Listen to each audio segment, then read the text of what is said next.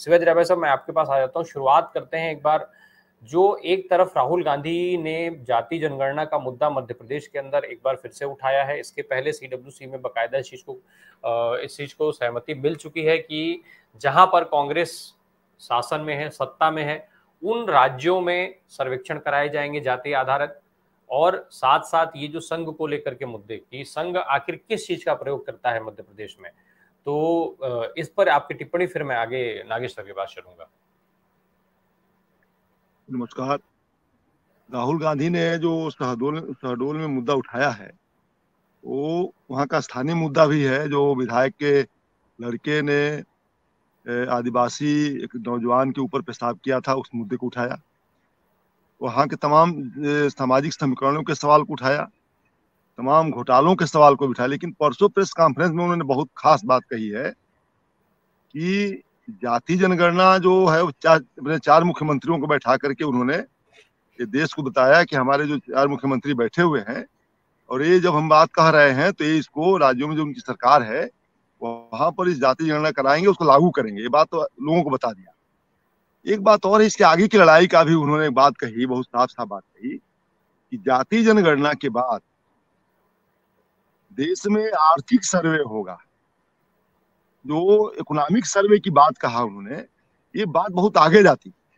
और फिर उन्होंने बहुत खुलासा किया कि कितना % कैपिटल देश का, पूरी जो इकोनॉमी है उसका कितने % लोगों के पास है, कितना % जो है 80% लोगों ने जो इकोनॉमी है कुछ 20-22 घरानों के पास चली गई। और उसके बाद जो है जो गरीब लोग हैं उनको पैसे नहीं मिलते। तो और जो 142 करोड़ की आबादी का है देश, बहुसंख्यक आबादी के पास कितना कैपिटल देश का है, कितनी हिस्सेदारी उनकी है, ये भी सवाल उन्होंने उठाया। ये सवाल बहुत बड़ा सवाल है। जाति जनगणना के साथ इकोनॉमिक सर्वे का जो सवाल है, और सीधे सीधे उनका निशाना था, अडानी का नाम भी लिया उसने उन्होंने। और इसलिए नाम अडानी का लिया कि 2-3 दिन पहले से एक चर्चा हो रही है, और उस टाइम पित्रोदा तमाम पोर्टल पर जा करके वो कुछ बयान दे रहे हैं। अडानी जो है राहुल गांधी से मिलने गए थे, और जब वो उस टाइम पित्रोदा उनसे मिलवाने के लिए ले गए थे, जब उन्होंने पूछा कौन है, तो उन्होंने कहा एक खास आदमी है जो मिलना चाहता है।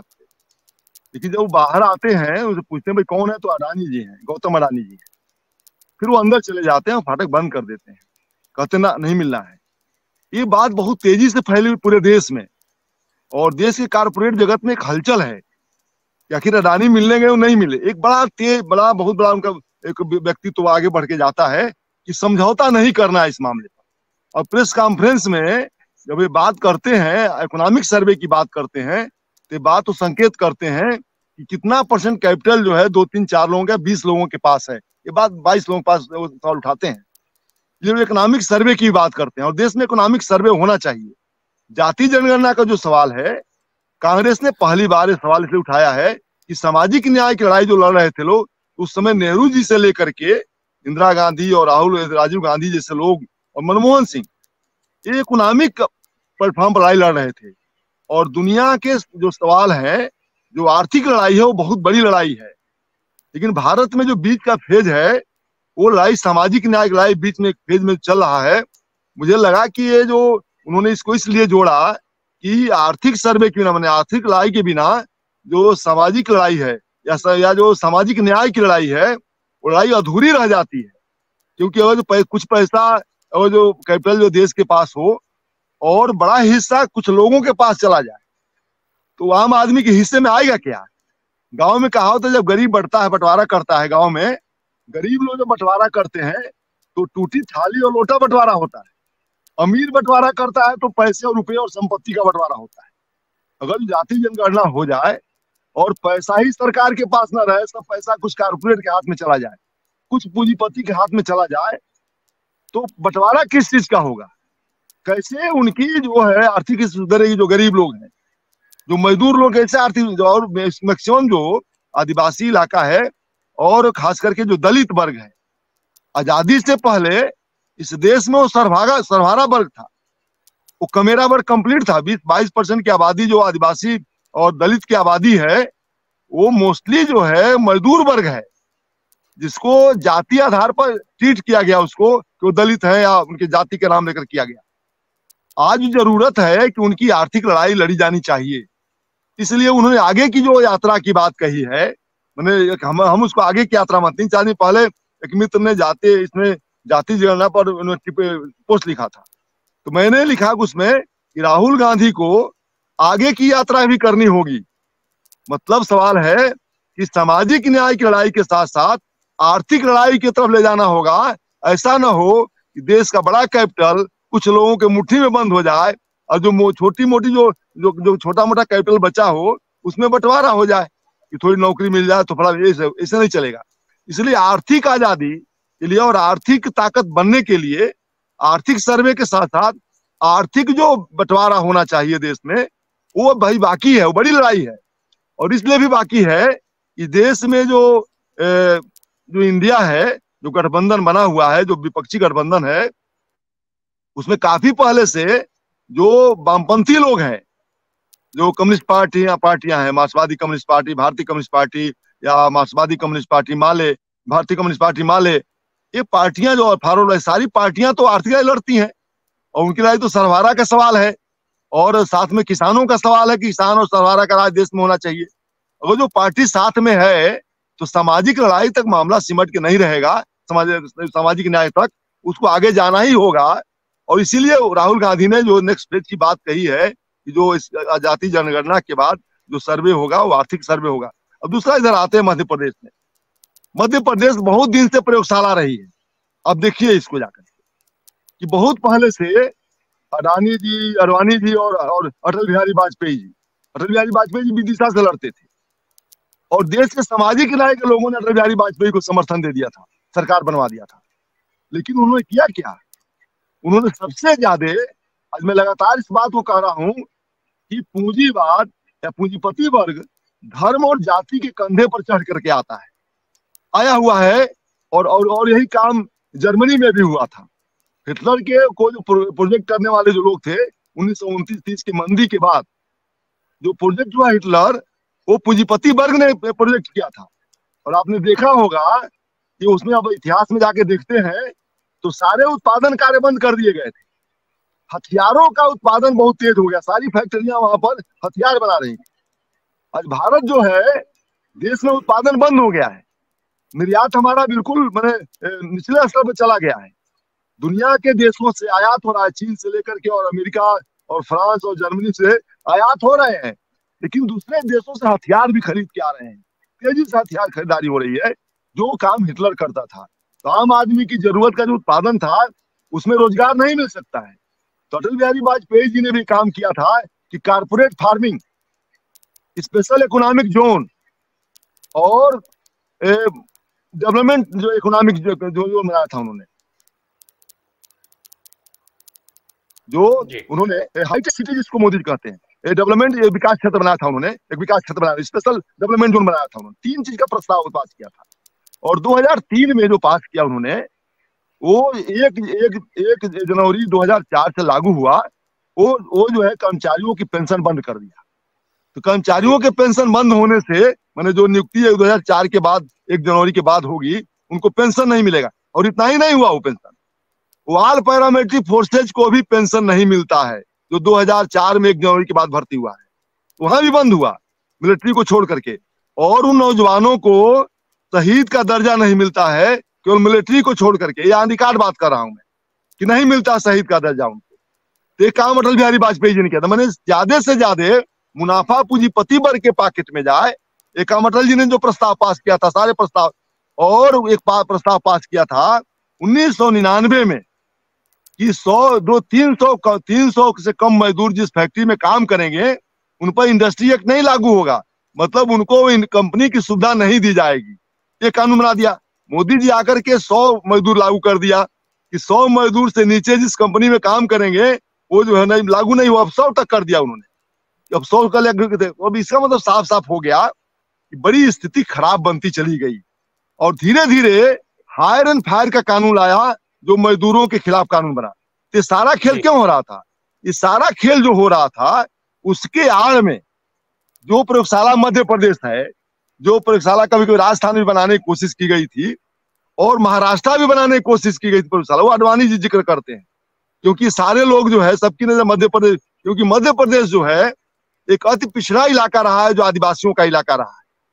और सबसे बड़ी बात ये थी कि सबसे ज्यादा आदिवासी वर्ग वहां पर है, तो आदिवासियों को कैसे जंगली बना दिया जाए। उनका जो वनवासी आश्रम काम करता है आरएसएस का, उनको आदमी नहीं मानते, वो जंगली मानते हैं। ये सारा खेल इसलिए वहां शुरू हुआ था पहले से। तो आज वो खुल करके अडवाणी जी ने खुल के जो बात कही है, वो पहले से अडवाणी जी तो उसके हार्ड कोर लीडर थे, और उनकी उन्हीं के शिष्य मोदी जी हैं। शिवाजी राय भाई साहब, ये राहुल गांधी ने बड़ी लंबी लिस्ट भ्रष्टाचार की भी साथ में गिना दी। भारतीय जनता पार्टी जिस तरीके से प्रधानमंत्री से लेकर के और तमाम नेता अलग अलग राज्यों में जब चुनाव की बात होती है तो डबल इंजन सरकार बनाने की बात करते हैं। वो मानते हैं कि डबल राज्य का विकास तभी हो सकता है कि डबल इंजन सरकार हो, यानी आप भारतीय जनता पार्टी को जितवाइए, सरकार बनवाइए, केंद्र में हम बैठे हुए हैं, राज्य का विकास होगा। इसके साथ इस पर सवाल उठाते हुए डबल इंजन सरकार वाली बात पर राहुल गांधी ने कई सारे भ्रष्टाचार गिना दिए। चाहे वो उनका आरोप यह है कि 1 करोड़ युवाओं को व्यापम के घोटाले से करीब करीब उनका भविष्य बर्बाद कर दिया गया, 40 लोग, उसमें 40 लोगों की जानें चली गई। इसके अलावा वो भर्ती प्रक्रियाओं में जो पैसे के लेन देन की बात थी उसका भी उन्होंने खुले रूप में आरोप लगा दिया है कि वो किस भर्ती में कितना कितना पैसा कहां पर, कहीं 15 लाख रुपए, पटवारी के लिए 15 लाख रुपए की मांग हो रही है, कांस्टेबल के लिए 8 लाख रुपए की मांग हो रही है। इस तरीके का फिगर भी उन्होंने दिया। Mid day meal, school dress, Ayushman Bharat जो योजना है जिसको लेकर के बार बार डंका पीटा जा रहा है, इन सारी योजनाओं में भ्रष्टाचार को जोड़ करके उन्होंने एक बड़ा करारा प्रहार किया। देखा यह जाता है कि प्रधानमंत्री भी भ्रष्टाचार के मुद्दे पर ही कांग्रेस को कई बार घेरते हैं, बार बार वो तमाम भ्रष्टाचारों का जिक्र करते हैं। तो सर, भ्रष्टाचार कांग्रेस के सरकार में भी रहा, भ्रष्टाचार का आरोप भाजपा सरकार पर भी है। तो ये जो आरोप है कुल मिला के आज जब डबल इंजन की बात होने लग जा रही है, तो ऐसे में राहुल गांधी की तरफ से जो मामला उठाया जा रहा है, तो ये भाजपा का पीछा तो भ्रष्टाचार छोड़ नहीं रहा है और भाजपा कांग्रेस के पीछे लगी हुई इसी भ्रष्टाचार को लेकर के। तो ओवरऑल तो अगर देखा जाए तो फिर सारे लोग भ्रष्टाचारी ही हैं, तो फिर इनके बीच में लोग चुनाव कैसे करें, कैसे किसको ईमानदार समझा जाए और किसको भ्रष्टाचारी माना जाए? जो व्यापम घोटाला हुआ था 2018 के पहले हुआ था, तो 2018 में तो मध्य प्रदेश में सरकार जो है कांग्रेस की बन गई, व्यापम घोटाले के खिलाफ मामला गया था। वहां के लोग जो कि कमजोर तबका बहुत ज्यादा है, और आदिवासी लोग हैं कमजोर हैं, दलित वहां बहुत कमजोर है। वहां की पूरी इकोनॉमी जो है कुछ लोगों के हाथ में सिमट गई, मध्य प्रदेश खास करके काफी लंबे अरसे से है। अब पूरे देश में अगर जो गरीबी का अनुपात देखेंगे तो मध्य प्रदेश सबसे ज्यादा रहा है, क्योंकि आदिवासी इलाका जो पठारी इलाका है वहां पर सब कब्जा बहुत बड़े बड़े लोगों का रहा है हमेशा। वो जो सही सही जो बंटवारा होना चाहिए था, आर्थिक बंटवारा होना चाहिए, नहीं हो पाया था। तो जहां पर गरीबी बहुत ज्यादा होगी, भ्रष्टाचार बहुत ज्यादा होगा वहां पर, तय बात है, इसमें कोई दो राय नहीं है। और भ्रष्टाचार के नाते वो गरीबी वहां सबसे ज्यादा है और आर्थिक विषमता सबसे ज्यादा है। तो व्यापम घोटाले का मामला तो बहुत खतरनाक था, सैकड़ों लोग जान चली गई। और हमारे देवरिया में तो एक गवर्नर के लड़के की जान चली गई, आत्महत्या कर लिया। आपको याद होगा जो है वो रामनेश जी का लड़का जो है, जो गवर्नर थे वहां मध्य प्रदेश में, उनका भी नाम आ गया था। तो चूंकि वो तो गवर्नर थे तो गवर्नर कोई भूमिका तो होती नहीं, लेकिन सरकार में वो फंसे, आगे कैसे आगे। तो बड़ा घोटाला था वहां मध्य प्रदेश में। और अभी भी सबसे ज्यादा घोटाले मध्य प्रदेश में है। और जब कहा कि 50% ज्यादा कमीशन है, जैसे कर्नाटका में कहा उन्होंने, एड्रेस क्या सीधे सीधे आज जरूरत है, कहीं भी भ्रष्टाचार है तो देश में जो सबसे बड़ा भ्रष्टाचार देश में कारपोरेट भ्रष्टाचार है।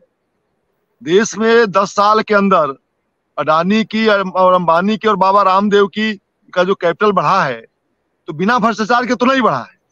वैक्सीन में जो भ्रष्टाचार हुआ, कोरोना के दौरान और पूरे नोटबंदी में जो भ्रष्टाचार हुआ, इस नोटबंदी में लोग 500 की नोट नहीं रख सकते थे। कर्नाटका में भारतीय जनता पार्टी के सांसद की लड़की में 600 करोड़ रुपए खर्च हुए उस नोटबंदी के दौरान, जहां लोगों को बाजार मर गया, जो छोटे कुटीर उद्योग समाप्त हो गए थे, 4 लाख कंपनियां बंद हो गई छोटी छोटी, जहां 10,000 जहां 250 मजदूर काम करते थे। जो स्थितियां बनी थी, जीएसटी में बड़ा भ्रष्टाचार हुआ। तो ये जो धनी बने लोग, कुछ लोग जो 5, 7, 10 लोग धनी बने, वो भ्रष्टाचार के नाते वो जो है कारपोरेट भ्रष्टाचार है, हम उसको ध्यान नहीं देते हैं। लेकिन राहुल गांधी ने कारपोरेट भ्रष्टाचार से लेकर के और नीचे तक जो भ्रष्टाचार हुए हैं वो सबको एड्रेस किया है। ये पहली बार ऐसा हुआ है जो कारपोरेट भ्रष्टाचार को, सीधा अडानी को टारगेट किया उन्होंने। उन्होंने कहा कि अडानी भ्रष्ट है। तो ये स्थिति जो बनी है, ये बहुत ही अलग तरह की स्थिति है कि हर भ्रष्टाचार को देश के एक शीर्ष नेता को, एक पार्टी के बड़े नेता को और एक गठबंधन के बड़े नेता को एड्रेस करना चाहिए। और इसीलिए जो प्रेस कॉन्फ्रेंस मैंने एक बार कहा, अभी इसी डिबेट में कहा, अभी शुरू में बोला मैंने कि राहुल गांधी ने 2 सर्वे की बात की।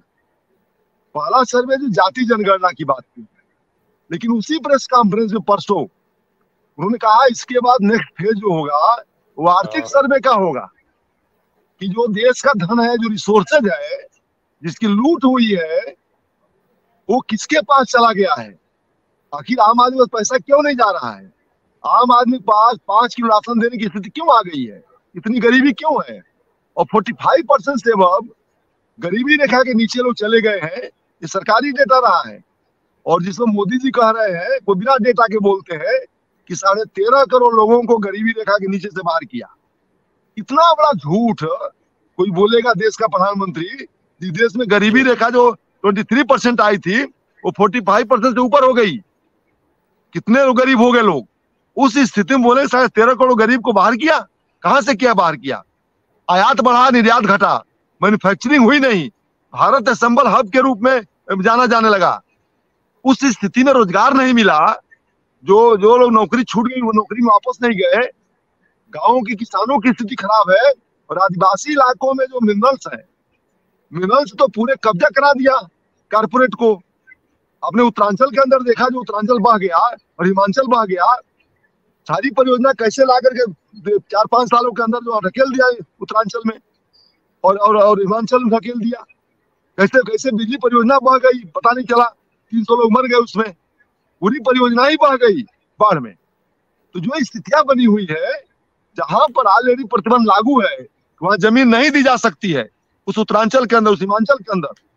ये 370 हटाने का मकसद कि सेब के बाजार पर अंबानी कब्जा हो जाए, अडानी कब्जा हो जाए। अब तो जो है G20 में, एक सेकंड, G20 में विदेशी लोग आ रहे हैं यहाँ पर, जो बाइडेन प्रेस कॉन्फ्रेंस नहीं किए, और वियतनाम में प्रेस कॉन्फ्रेंस करते हैं। प्रेस को बोलने की हैसियत नहीं बची। सर कंप्लीट करें, मुझे कंप्लीट कर रहे हैं। और 15% कस्टम ड्यूटी अमेरिका से सेब आएगा, हटा दिया उस पर। तो भारत किसान कहाँ जाएगा? कैसे गरीबी रेखा से बाहर हो जाएगा वो? पूरी पॉलिसी जब गरीबों के खिलाफ है, कमजोर के खिलाफ है, कैसे बाहर हो जाएंगे? आदिवासी इलाकों में जो मिनरल्स हैं, मध्य प्रदेश में, उड़ीसा में, छत्तीसगढ़ में, लगातार कब्जा कराया जा रहा था। तो पूरी जो नीति बनी, इसीलिए जो कारपोरेट लूट है, कारपोरेट लूट को एड्रेस किया उन्होंने, अडानी का नाम लेकर, अंबानी का नाम लेकर किया। और साथ ही जो राज्यों में जो लूट हो रही है, जो सरकारी पूंज पैसे का भ्रष्टाचार हो रहा है, जो प्रशासनिक स्तर पर हो रहा है, मतलब ब्यूरोक्रेसी स्तर पर हो रहा है।